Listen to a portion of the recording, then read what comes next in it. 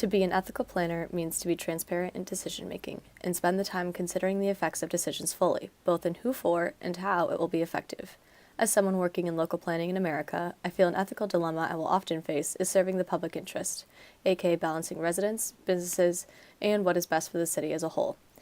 Decisions typically are not between one bad option and one good option, but between two goods, and it is up to us to decide which good will get to be pursued, oftentimes making certain people benefit more than others.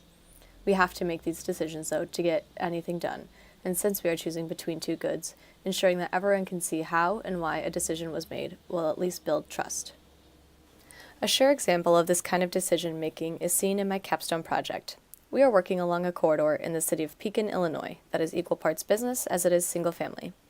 It is a poor area of the city, and the businesses that exist are not necessarily of help to that, full of liquor stores and video game gambling. One specific parcel brought up contentious discussion during our public meeting.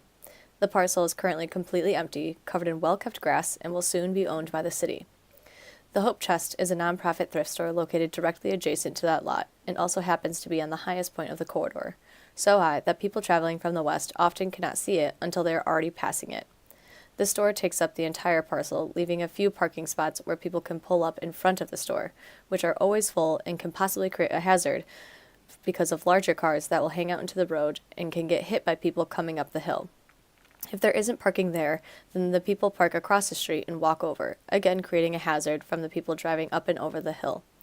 Many people brought up putting public parking on the adjacent empty parcel so that the road would be less congested and people would not have to park far and walk along one of the least visible parts of the corridor to get to this establishment, as this business is a highly used and valued establishment for the lower income community.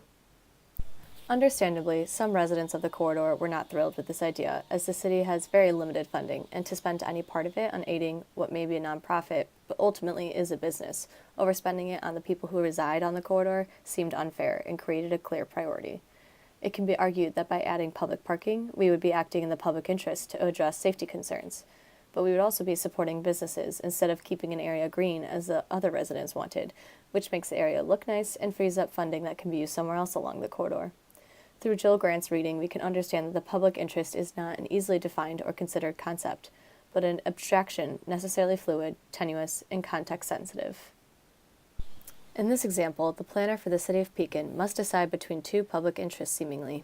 The open green space will provide nice aesthetics as a break from all the concrete and structures on the corridor, as well as providing a place where, in the future, if the city gets more money, a more productive public use could be placed and establish this corridor as more of a community rather than a place to gamble and buy liquor.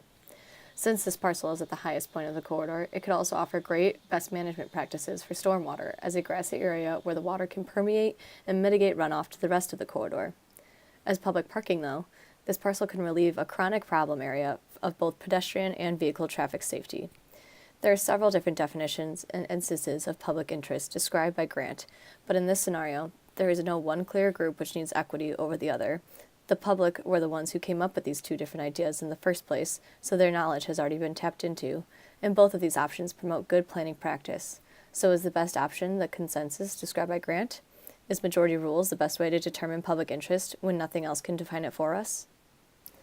Not every decision is going to be the best for the most people, and there is obviously no possible way to be able to predict all and every possible outcome and know exactly how and who it will affect. But as John Forrester, cited by Grant, argues, planners serve the public interest by open, honest, and transparent communication in their dealings with the public and decision makers. There is no one way to serve the public interest, but by taking the time to make careful decisions and offering transparency in why they are being made, we can at least start moving in the right direction and create the opportunity to be corrected when necessary.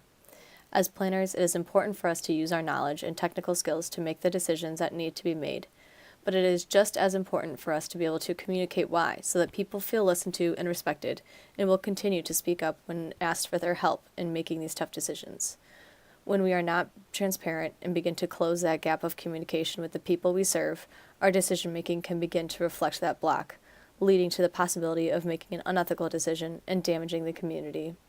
We need to care about being open and ethical with our community to create a relationship with them that ensures we are serving them best.